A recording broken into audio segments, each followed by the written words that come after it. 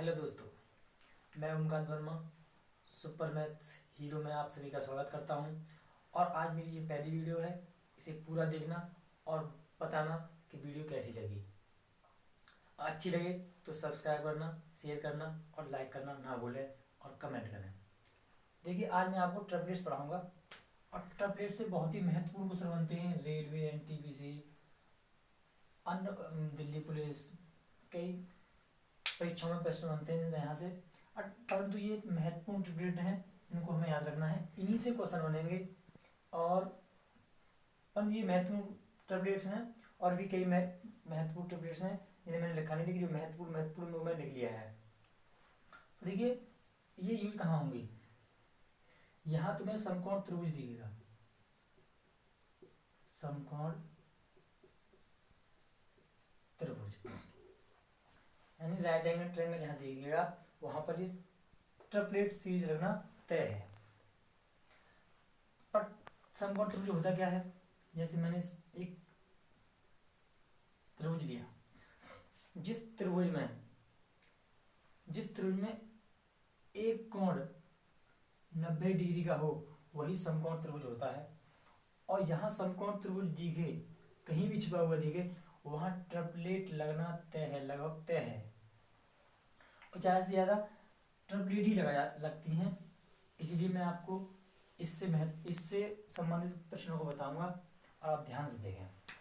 देखिए, एक right angle triangle लेता हूं मैंने ये राइट एंगल ट्रायंगल लिया, ए बी साइड्स लेनी इसकी। देखो, ये क्या होता है परपेंडिकुलर, ये क्या होता है बेस, और ये क्या होता है हाइपोटेनियस।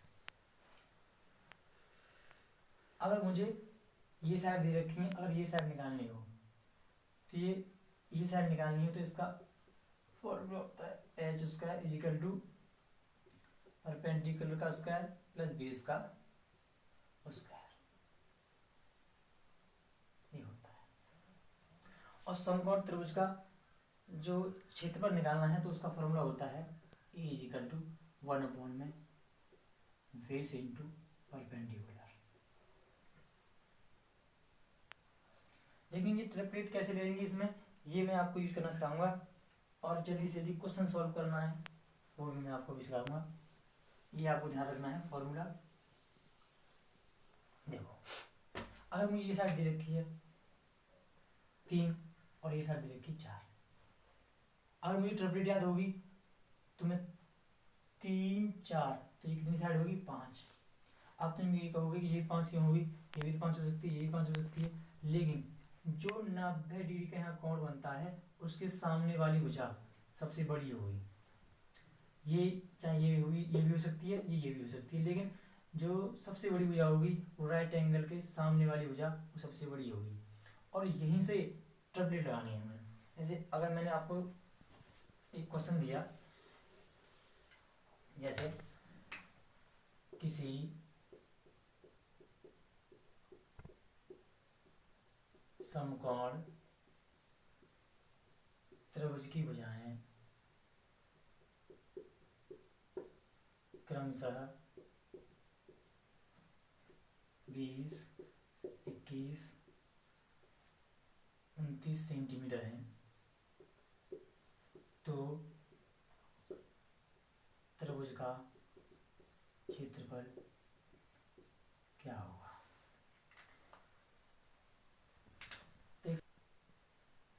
जैसे मैंने एक एंगल बनाया, त्रिभुज बनाया, तो मुझे कैसे पता पड़ेगी कौन सी वजह कौन सी है। लेकिन आपको मैंने ये बता रखा है कि 90 डिग्री की सामने वाली वजह सबसे बड़ी होगी, तो इसमें सबसे बड़ी वजह कौन सी है 29 है। इसमें से कोई इसे ले लो और एक इसे ले लो। अब मुझे इसका क्षेत्रफल बताया कि 1/2 बेस इंटू परपेंडिकुलर। तो मुझे बताया एक साइड इसकी आधी होगी, उसका इसमें बड़ा हो जाएगा, जैसे 1/2 बेस इंटू परपेंडिकुलर, यानी बेस और परपेंडिकुलर में से एक संख्या का आधा इसमें गुणा कर दो तुरंत। जैसे मैंने 10 20 है, ये 2 से कट जाएगी, 2 से इसे काट देंगे तो कितना आ गया 10, 10 का इसमें गुणा कर दो 21 ढाई 210 सेंटीमीटर स्क्वायर। ये तो नॉर्मल क्वेश्चन था, इसे तो आप वैसे भी कर सकते थे, लेकिन अब मैं थोड़ा इससे अलग क्वेश्चन लेता हूँ और आपको ट्रिपलेट लगाऊंगा उसमें, और आप बताना वो क्वेश्चन आपकी समझ में आया या नहीं आया। जैसे मैंने एक क्वेश्चन लिया, किसी समकोण त्रिभुज का क्षेत्रफल, किसी समकोण त्रिभुज का क्षेत्रफल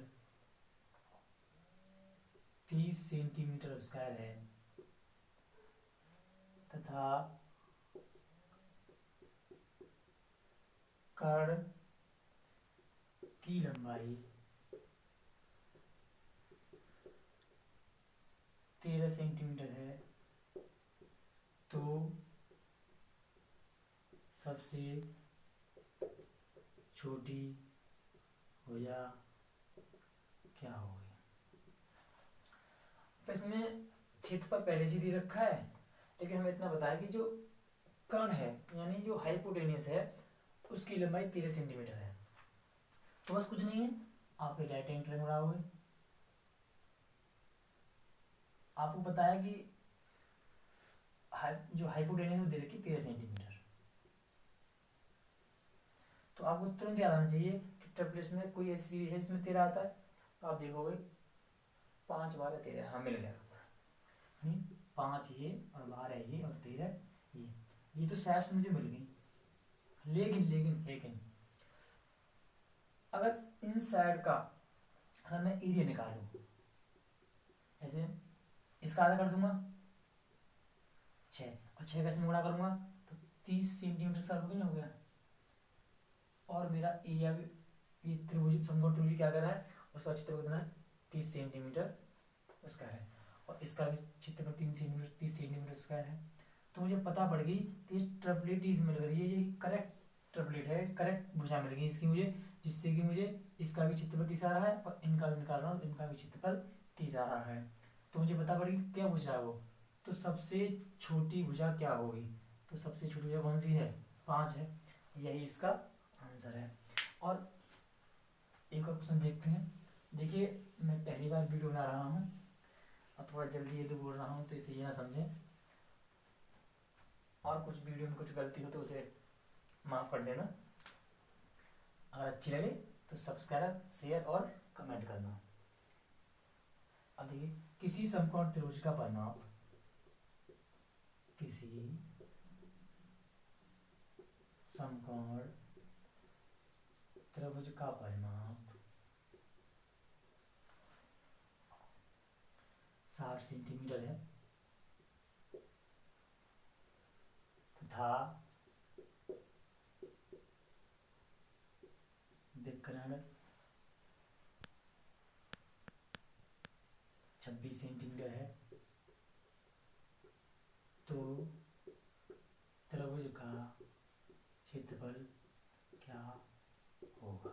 तो आपने देखा कि इसमें क्या दे रखा है, परिमाप दे रखा है। परिमाप क्या होता है, भुजाओं का योग, सभी भुजाओं का योग, लेकिन उसने क्लियर कर रखा कि जो विकर्ण है ना उसका विकर्ण दे रखा है, वो दे रखा है तुम्हारा 26 सेंटीमीटर, ये त्रिभुज,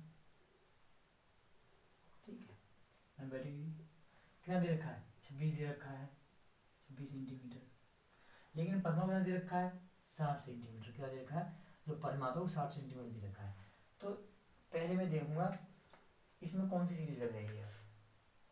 तो पहले तुम्हारे दिमाग में ये आएगी कि 5 12 13, तो एक 5 और ये 12 और ये 13, लेकिन ये 13 तो है ही नहीं, कितनी है 26 है, 13 से कितना गुना ज़्यादा, 2 गुना ज़्यादा, इसलिए ये साइड भी 13 से 2 गुना ज़्यादा हो जाएगी, 12 दूनी 24, ये 24 हो गई, ये भी 5 ना हो गए, 2 गुना ज़्यादा हो जाएगी, 5 दूनी 10, ये हो गई। अब मैंने भुजाओं तो निकाली कि 10 24 और 26, 10 24 और 26। अब इन्हें मिटा देता हूँ मैं, 10 24 और 26, लेकिन मुझे भी चेक करना है कि जो परिमाप है, अगर परिमाप इसका 60 है तो मेरी भुजा करेक्ट है, अगर परिमाप 60 नहीं है तो मेरी भुजा अनकरेक्ट है। देखो 10 24 34 34 और 26 60 हो गया, इसका मतलब ये है कि मेरा जो भुजा लिए मैंने वो क्या ली करेक्ट ली। अब पूछ रहा है तो त्रिभुज का क्षेत्रफल क्या होगा। तो मैंने बोला था कि त्रिभुज का क्षेत्रफल क्या होता है, क्षेत्रफल होता है 1/2 base into hypotenuse base into perpendicular. लेकिन दो कुछ नहीं करना बताया था ना, इसमें से एक भुजा को आधा कर दो, इनका गुणा कर दो, इसका 2 से भाग कर दो, 2 पंजे 10, 5 का 20 पंजे 5 24, 5 10 और 2 12, 120 सेंटीमीटर स्क्वायर। इनमें से एक का आधा और क्या हो गया, समकोण त्रिभुज का क्षेत्रफल हो गया। तो अब मैं एक और लेता हूँ। अब एक आयत से, अब तुम ये कहोगे समकोण त्रिभुज पे ले रहे हो सवाल, मैं एक आयत पर लेता हूँ, क्योंकि आयत के सभी कोणों का जो मान होता है, जो प्रत्येक कोण का मान होता है 90 डिग्री का होता है। जैसे मैंने एक लिया आयत, आयत क्या होता है, इसके आमने सामने भुजा कैसी हो, बराबर हो। जो इसका प्रत्येक कोण होता है वो होता है 90 डिग्री का। अगर 90 डिग्री का एंगल होता है और मैं इसमें एक विकर्ण डाल दूँ यहाँ से यहाँ, तो मुझे पता पड़ेगी कि ये क्या बन गया, एक राइट एंगल ट्रायंगल बन गया। और यहाँ राइट एंगल ट्रायंगल बन गया तो यहाँ ट्रिपलेट लग जाएगी। ट्रिपलेट की सीरीज बहुत ही बेहतरीन होती है, इससे इस सवालों को जल्दी किया जा सकता है। जैसे मैंने बोला एक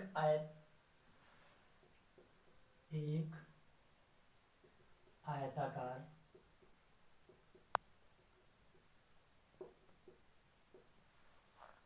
मैदान की एक भुजा 5 सेंटीमीटर तथा विकर्ण 13 सेंटीमीटर, विकर्ण 13 सेंटीमीटर है। तो मैदान का क्षेत्रफल क्या होगा, मैदान का क्षेत्रफल क्या होगा। पहली बात, इसमें आयत की बात कर रहा है, आयत का क्षेत्रफल होता है लंबाई इंटू चौड़ाई। और मुझे लंबाई और चौड़ाई पता पड़ जाए तो मैं आयत का क्षेत्रफल आराम से निकाल सकता हूँ। लेकिन उसमें क्या दे रखा है, एक आयत दे रखा है, आयत दे रखा है और उसकी एक वजह दे रखी है, बोल रहा है एक वजह दे रखी है 5 सेंटीमीटर। कुछ हमारे 5 सेंटीमीटर ये लो, 5 सेंटीमीटर एक आयत की भुजा, एक आयत की भुजा मेरी 5 सेंटीमीटर दे रखी है और तथा विकर्ण दे रखा है 13 सेंटीमीटर।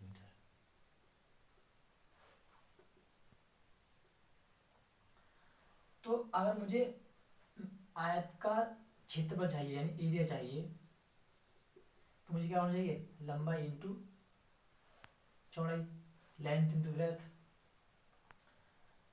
तो आप देखोगे हमारे पास क्या है, ब्रेथ है, चौड़ाई है, लेकिन हमारे पास लंबाई नहीं है। लेकिन आपके दिमाग में स्वतः ही आना चाहिए कि अगर ये 13 है और ये 5 है तो इसमें ट्रिपलेट लग रहा है, और वो ट्रिपलेट कौन सा है, 5 12 13, नहीं 5 ये 12 ये और 13 ये, ठीक है। ट्रिपलेट लग रहा है ना, क्योंकि यहाँ ट्रायंगल है 90 डिग्री कौन बना रही है, तो हम बता पड़ेगी यहाँ पर क्या छुपा हुआ है, एक समकोण त्रिभुज छुपा हुआ है, वहाँ हम ट्रिपलेट आराम से लगा सकते हैं। अब ट्रिपलेट लगा दिया तो इसका क्षेत्रफल कैसे लगा सकते हैं, लंबाई चौड़ाई 12 पंजे 60 सेंटीमीटर स्क्वायर। उम्मीद करता हूँ दोस्तों आपकी समझ में अच्छी तरह से आ रहा होगा। और मैं अब इससे अगला सवाल लेता हूँ। चलो देखो, अब मैं इस वीडियो को यहीं रोकता हूँ और इस वीडियो को देखकर बताना कि ये वीडियो कैसी लगी, और मैं बाद में बताऊँगा। अगर अच्छी लगी तो लाइक शेयर एंड सब्सक्राइब करें और कमेंट करें। Thank you. और इस वीडियो में जो गलती होगी हो उन्हें क्षमा करें, क्योंकि ये मेरी पहली वीडियो है और मुझे थोड़ी शक सी लग रही है। थैंक यू, धन्यवाद।